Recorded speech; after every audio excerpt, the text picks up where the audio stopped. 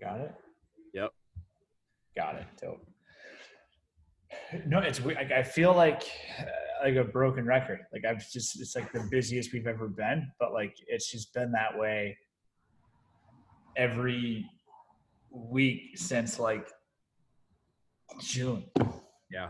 So it's just, I don't know. It's all just super good and super exciting stuff, but at the same time that you have to stop and remind yourself that it's all good things. But like the to-do list, you check one thing off, but you add 3 things to it. Yep. So it never gets smaller. So it can seem frustrating until you stop and remind yourself that every time that to-do list grows, that's the company growing. So it's a good thing. But yeah, it's been the same way over here. I have just some huge collaborations. I finally get to talk about one collaboration. I'm going to do that tonight. We have the blueberry Fago has officially been launched in a video that just came down this morning. oh, weird. So it's crazy. I'll send the link out so everybody can see that. I'll put that on my Facebook page tonight. But yeah, we get to finally show the packaging. We get to finally show the drink itself. Like we're finally within striking distance of launching it. It's going to be direct to consumer. It's going to be SMS. It's going to be Shopify. It's going to be, I'm so excited about this because I've been working on it for about 3 months now. And I finally get to, kind of really talk about it, but it's the advice that I give to everybody. It's just, this project checks all the boxes. It's doing it the right way. And this is what I keep telling everybody is, a brand that's coming to market, the space right now, this is going to sound crazy to some people, but the space that brands need to play in right now and where the most white space is in that premium to super premium category and direct to consumer. So there's super high margins for the producers. But when you cut out the middleman operating in that premium space, really doesn't look that much different than when you go to the store and buy something because somebody else doesn't have their hand in it. So you can take that 32% back from the distributor or the person that has their third party hand in it. So, well, I'm so geeked today. I'm just so geeked out today. Yeah, dude, no, that's gnarly. Like it's 32%. Like when you stop and think about that, like, holy shit. That is literally a third of the value that you're creating, you're giving away in most cases. Yep. I'll pull the curtain back. So when you produce something, especially in the beverage space, you produce something for, call it $10. You produce something for $10. You sell that to a distributor, and a distributor takes for easy math, let's call it 35%. So they take $3.50. So then the distributor sells it to the retailer, let's say like a wine shop. They're going to sell it to them for another 35%. So what's 35 on top of, so you're at like $18, right?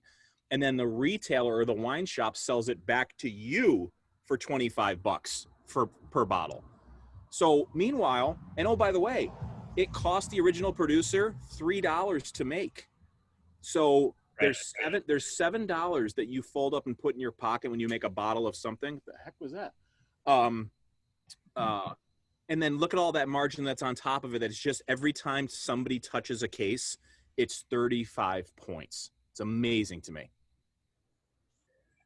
Dude, it's just absurd. Especially like I've been thinking about that more and more with like a lot of our people and some things that you and I may or may not be working on. Like it just makes you want like how much longer is that even gonna, I won't say a viable option, but like how much longer is that gonna be like the traditional distributor model? Like how much longer is that gonna be like the majority of a product like that's sales? Right. Like why would you? Right. Like when you have the ability to like go like I understand like convenience is always going to be a thing and like you're always going to play a premium for that, which like, okay, cool. But like for your people that are like going and like buying like a couple bottles of wine or their favorite whiskey once a month, like why on earth 5, 6 years from now would you ever not just buy that direct? Yeah. For a multitude of reasons. Yep. I heard a rumor somewhere that the NBA at some might be doing some sort of pod scheduling in the future, even after this is over. The players are happier, they're rested, they're playing at the top of their, I know I'm an overly optimistic person. I got the UPS truck coming by, which means my two dogs will probably come flying through the plate glass window in a moment. There they are. There they are. I know I'm an overly optimistic person, but so much good is going to come out of this. People's buying habits, and we talk about it all the time. It's the people that can adapt to something. You don't even have to be first. You just have to be early. You just need to figure out what is happening in the marketplace and just simply adopt faster than your competition. And guess what? You're going to have a better chance than not of winning in your category. You just are. Well, I think that the key twist to that, though, is it's not so much that there's a lot of good that's going to come out of this, is there's a lot of opportunity that's going to come out of this. That's probably a better way to put it. And I think if you're smart enough and you're paying enough attention to capitalize on that, then yeah, there is unlimited good that's going to come out of it. But at the same time, like conversations that like I've had with some of our people, like there is an equal amount of not so good that can come out of it if businesses and even certain industries like continue like to remain stubborn or hard-headed or resistant to change. Yep. And just kind of like resting on those laurels, because like everybody thinks they're invincible until they're not. Right. Like Kodak was invincible and then they're gone. Toys R Us was the toy store for every kid in America. Gone. Yep. Pizza Hut was the pioneer of like fast food. Gone for the most part. Like we have 1 out of like 8 left in the southern tier. Jeez. Like I look at people, I'm like, yeah, like stuff was good last year, but like stuff was fucking, like Toys R Us had like it's one of its biggest quarters ever, the quarter before it went bankrupt and shut down. And like that's the thing where like, not to be, I don't know if it's just in the mood I'm in today, but like not to be pessimistic to your optimistic, but like I think it's very important and it's very real to have both parallels of that conversation. Mm-hmm. Where like this is creating like an unlimited, not really seen before level of opportunity with how much accelerated change this is all forced. And like, yeah, if you adapt to that, ridiculous potential, but like if you don't, right, like you are creating a lot of vulnerability because somebody's gonna. And heaven forbid it's a competitor in your space, in your market. Yikes, Well, we talk about it all the time. Don't be romantic in the ways that got you to where you are today. You can't be. And that's what, everybody's got a broken neck because they keep looking backwards, looking at their competition. The advice I would give to that is always try to put yourself out of business. Put yourself out of business before somebody else does it. Pizza Hut didn't adapt. That's why, Little Caesars is having trouble, I hear now. There's so many different chains that are having problems because they're too big. They're too big to adapt, and that's what's nice about potentially being a small player or an individual restaurateur or an individual winery or it's easier. In my opinion, it's easier to innovate and pivot quickly to seeing what's happening in your own marketplace. Look at those brand extensions. I was at Target yesterday. I dropped Paige off. I don't know why this struck me so valiantly last night. I dropped Paige off at swimming in Manlius. I went to the Fayetteville Target. I walked in, and it's because Taven wanted chocolate for his chocolate milk for his workouts. Like he's working out a lot right now. And I walk in and I'm looking for like just a standard Hershey's syrup, and I didn't realize how many more syrups there were on the wall than there were how often do I buy chocolate syrup? Not very often, but there's like Godiva and Hershey's and Lindt. I can never say it, Lindt. But they all had like the chocolate syrups trying to compete with Hershey. So if the Hershey's of the world can't compete in the chocolate syrup market and they're not doing other things to try to grow their brand and have revenue extensions, the freaking Hershey's of the world are going to be extinct at some point. It's fascinating to me. Yeah, it's just a weird time to be alive, which I feel like we've said that 1,010 times on the show in 6 months, but it just is, you know, and it's weird to think about like just how much anything goes. Like literally how you're gonna, from how you're gonna market to how you're gonna distribute to how you're gonna get something in your customers' hands, or even what you're gonna get in their hands. You know, like it's neat, and it's a little,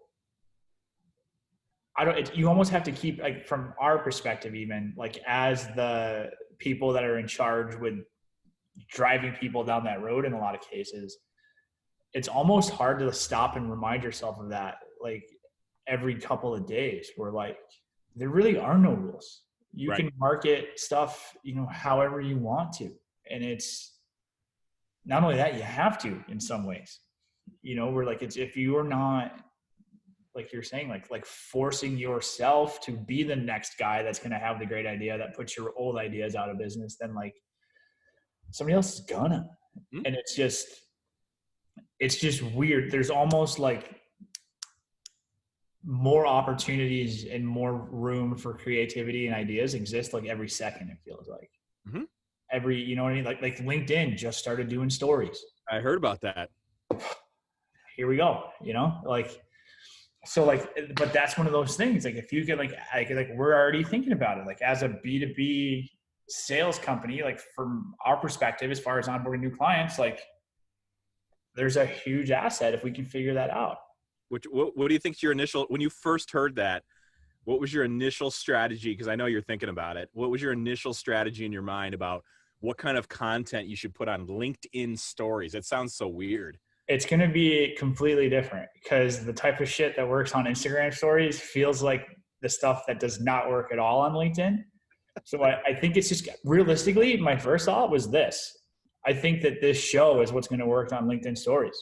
I really do. Yeah.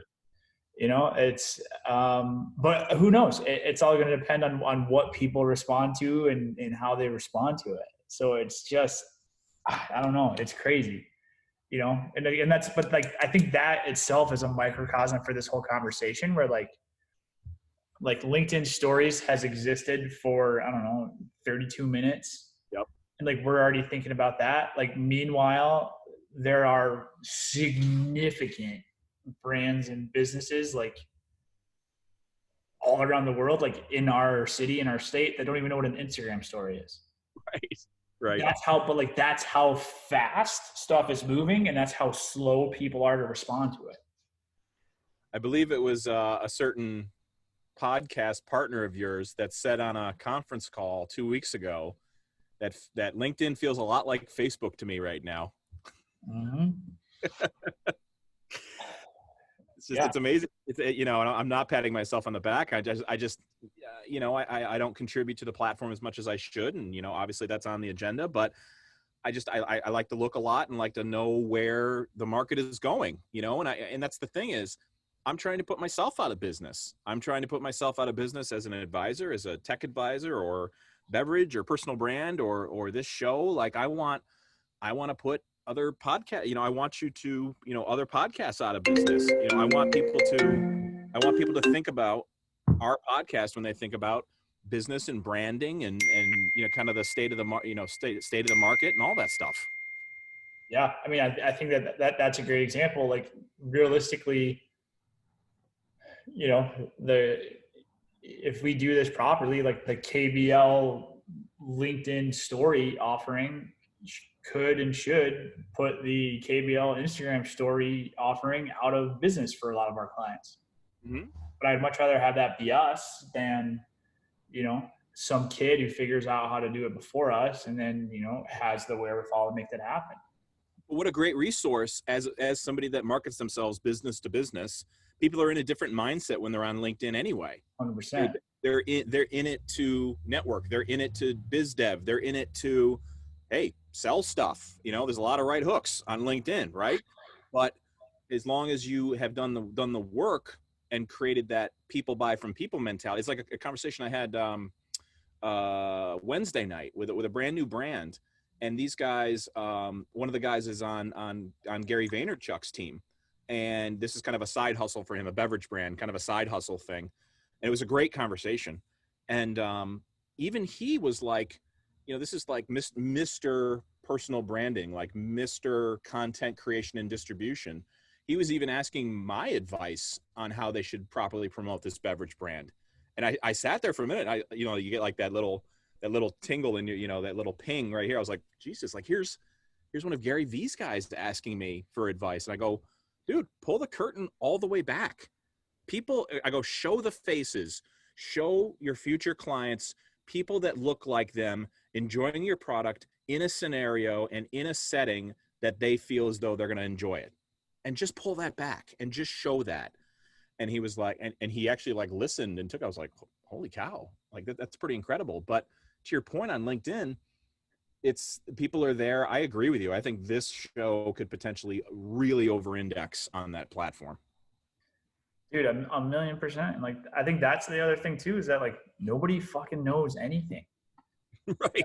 That's been a big reminder for me, even because like, I mean, I'm going to tell you, like, we've been expanding significantly outside of Binghamton, but even so, sometimes you can trick yourself into thinking like, wow, like I'm really good for what I'm doing now. But, the players that are bigger in your industry, but like, especially when it comes to this stuff, like we're like the things that we're tasked with and like figuring out, even Instagram stories, to be perfectly candid, but all of these new tools where we get a new one every 48 seconds, nobody knows anything. Like that's a great example. Like that dude works for who a lot of people would tell you is the probably global leader in that field. And he's asking your opinion on it. Obviously A, because your shit, what you're talking about, but B, even the most established of leaders, if you're the leader today, like you might not be in November. Like that's how fast this stuff is going. And that's how fast opportunity is just creating. Yep. You know what I mean? And like, I think the two most recent people that you and I work on together, I think that's the greatest example of that. Like exactly. I was working on some stuff. I was texting you yesterday. I was working on some stuff and people would pop in the office. They're like, hey, what is that? And I told them, and they just look at me and they got 6 heads. When you break it down, I'm like, yeah, how the fuck would that ever happen here? In a normal world, 20 years ago, not a shot, no chance. That's been my on that project the most fun thing. I'm like, do you know where New Brunswick is? They're like, no. Do you? I go, I didn't until about 3 months ago. I had to look up New Brunswick. I was like, oh, did you know it's called the Canadian Maritimes? And did you know that there's a moderating effect because the jet stream comes up the East Coast into the Canadian Maritimes and they get less snow than Syracuse? And it was 97 degrees in the Canadian Maritimes last week. I was like, I'm just learning so much. It's just, it's freaking amazing to me. And they're an hour ahead of us. Didn't even know that was a thing. There you go. And they're an hour ahead of us. New Brunswick is an hour. Who knew that was a thing? I thought the next time zone was like London, 5 hours ahead of us. Hey, we're like somewhere in the middle of the ocean or something, But I think that's a great example. If you don't approach business with that sort of mentality, right? Where like, hey, I can work with a pizza shop a block away that's been in my hometown for 52 years. Yep. And I can work with a distillery in New Brunswick, Canada that I've never seen, never been to, like all that, and know and believe and execute that we're good enough to do it. Unlimited possibilities there. And then like you and I both see it every day when you are actually good enough at this new stuff and you have the mix of still a la our grandparents being able to connect with these dudes on a basic level and like there's no handshakes because it's COVID, but basically handshakes still mean something. When you can mix those two things, referrals spread like crazy. Because that mix just doesn't exist in these industries. You either have the super old school people that operated on that handshake level that have no clue how to work with this new stuff, or you have the inverse of that where you have kids that this is all they've ever known but couldn't talk to another human to save their life. Right. You know what I mean? So like, just that's where like I feel super fortunate, and then at the same time like your head just spins because it's like, what else can we do? What can't we do? Right. It's like you and I at the beginning of this year, it's like we finally got serious about sitting down and forget about this show for a minute, which we know is already working. We know it's already providing value to people because I get hit up all the time and people to tell me that. But at the beginning of this year, you and I were like, hey, wouldn't it be cool if we did some work together? Like, wouldn't it be cool if we biz dev together and did some co-branded stuff and did some work together? It's like, and now it's happening. And now it's, whether it be you bring me into the fold or I bring you into the fold, it's as simple as, hey, Ben, this has been great. We should probably look at marketing and branding now. Do you know anybody that's pretty good in that space? Yeah, I got a guy. It's like, it's just a no-brainer. And we haven't even put steroids on this thing yet. And then just, mark this down, like whatever today is. What is it? Today's September 25th, 2020. Like a year from now, I'm going to put something on my calendar to go back a year from now and say, okay, right now, you and I are working together with 2 clients right now, right now. What does this thing look like 12 months from now? Mark my words. It's just, and look at the level that this thing is going to scale to. You're probably throwing a 0 on the end of that. Probably. Like, it's just like,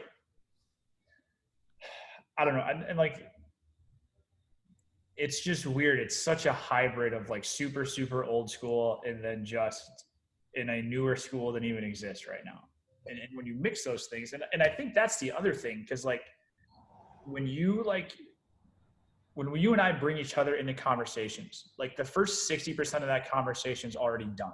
Because I know what kind of dude they are. I know, that how they think and how they approach business. I know that, from a budgetary standpoint, we're in the same ball. So all of that.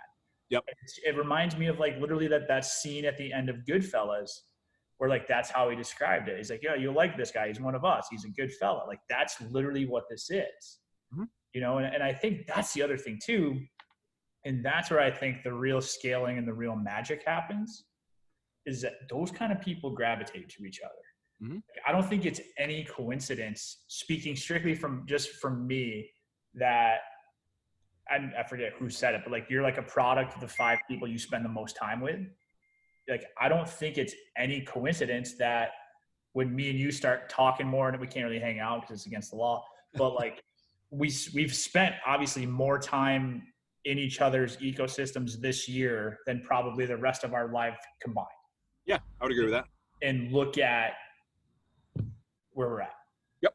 Right. So like, that's like the other thing that really excites me about it, is you're not just growing your business, but like you're just growing your network in like LinkedIn terms. You're growing that. And like the whole, like, it just helps you just level up as a person, as a business owner, at everything. And it's just, I don't know, it's very exciting to me. But think about, LinkedIn stories, what an opportunity to do a once a week, episode 28 of the AB conversation. Here are the 5 highlights. And then here's the link. What a great freaking tool. And it's, like you said, it's 36 minutes old. It's just, to me, you sit down, just start a plan and just trust the process and pivot and just keep looking at the market. What is working? It's like you and I joke about all the time. It's, that's that Facebook thing. That'll never work for my business. Meanwhile, I spend 35 minutes a day scrolling on Facebook. It's like, just map out what you want to have happen. Yeah, it may not happen as fast as you want it to, but shoot, you and I were on episode 11. You blink and it's episode 27. Like, just keep doing it. Stay in your, that you said it 10 minutes ago. There are no rules. Nobody gets to tell you what lanes you get to be in or you want to be in. You get to define what lanes you want to be in. I'm the expert on 5 things. Outside of my 5 things, I'm useless. Hmm? I love to talk about 5 things. If I get outside my 5 things, you will never hear me say one word. Like, it's eerily quiet. People will ask me what's wrong. I'm like, I have no opinion. I don't know. I have no opinion at all. But you get to define those things, flip on a camera with a buddy, record 27 shows, put it on LinkedIn stories, and guess what? You're going to do more business because it's physically impossible to do less business when you start doing these things. I think that's the other thing, right? Like everybody thinks like worst case scenario, you don't know what you're doing and you're in the same exact spot. Right. It's never going to hurt ever. So like, I don't know. It's just like one of those things. And like, I love it now. The second I had 2 people tell me this week that their customers aren't on social media.